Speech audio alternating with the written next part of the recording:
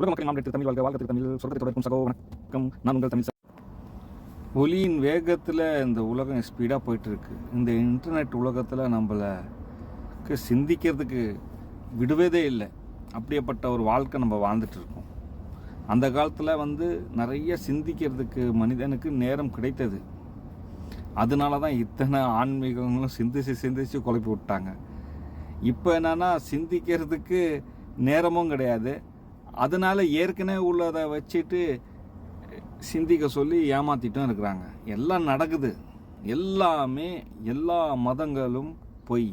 ஆனால் அந்த மதங்களில் உண்மைன்னு நம்பி நீங்கள் அதில் பின்னாடி போனால் மட்டும்தான் நீங்கள் சொர்க்கம் செல்ல முடியும். ஏன்னா இந்த மதங்கள் தான் உங்களுக்கு பனிஷ்மெண்ட், கர்மா, பரிகாரம் எல்லாமே.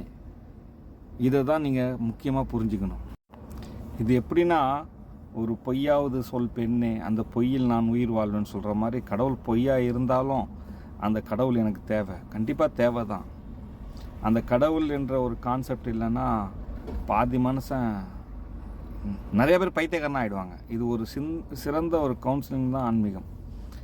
நிறைய பேர் பைத்தியம் ஆகிடுவாங்க, சரிங்களா? அதே நேரத்தில் தன்னோட அடுத்த தலைமுறையை, அதாவது நம்ம எப்படி வேணால் வாழ்ந்துக்கோம், நம்மளுக்கு புரியும் நல்லது கெட்டது. அப்போ நம்ம பிள்ளையை பார்க்கும்போது ஐயோ நம்ம பிள்ளைங்க நம்ம நல்லா ஒழுக்கமாக வளர்க்கணுன்னா அந்த பிள்ளையை ஒழுக்கமாக வளர்க்குறதுக்கே அந்த கடவுள் கான்செப்ட் தேவை. இல்லைன்னா நாட்டின் சட்டங்கள், இது செஞ்சால் போலீஸ் பிடிச்சிக்குவோம், அது செஞ்சால் போலீஸ் பிடிச்சிக்குவான்னு. ஆக மொத்தத்தில் ஒழுக்கம் ஒரு விஷயம் எல்லாருக்கும் முக்கியமாக தேவைப்படுது. அதனால கடவுளும் தேவைப்படுது. ஆனால் மன்னிப்பு கேட்க வந்தவங்க நம்ம மாம்டேட் ஃபஸ்ட்டு அந்த மன்னிப்போடு அது நிற்காமல் அதெல்லாம் டெவலப் ஆகிட்டு இந்த அளவுக்கு வந்துருச்சுன்னு வச்சுங்க.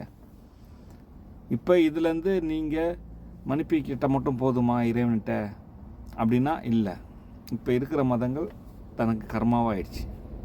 அப்போ எல்லா மதங்களும் சொர்க்கம் போகலாம். அப்படி எல்லா மதங்களும் சொர்க்கம் போகணுன்னு இருந்தாலும் இன்னொரு மதத்தை குறை சொல்லக்கூடாது. ஏன்னா பொய்னா எல்லாமே பொய், உண்மைனா எல்லாமே உண்மை. அப்போ இது உண்மைனா அவன் உண்மை, என் அம்மா உண்மைனா அவங்க அம்மா உண்மை, என் அம்மா பொய்னா அவன் அம்மாவும் பொய். அந்த மாதிரி மனநிலையில் சென்றால் மட்டும்தான் சொர்க்கம் செல்ல முடியும். நான் பல வீடியோவில் பல வகையாக சொல்லியிருக்கேன். அது ஒரே இதில் ஒரே வார்த்தையாக சொல்லணும்னா அதெல்லாம் எழுதி வச்சு தான் சொல்லணும் அந்த லைனாக. அது ஒரு மொத்தம் என்னுடைய ஆன்மீகமே 5 நிமிஷம் விஷயந்தான். இந்த 5 நிமிஷம் விஷயத்துக்கு சொல்கிறதுக்கு 4 வருஷமாக வீடியோ பண்ணிகிட்ருக்கேன், சும்மா இதில் இருக்கணுன்றதுக்காக. ஸோ யோசிங்க.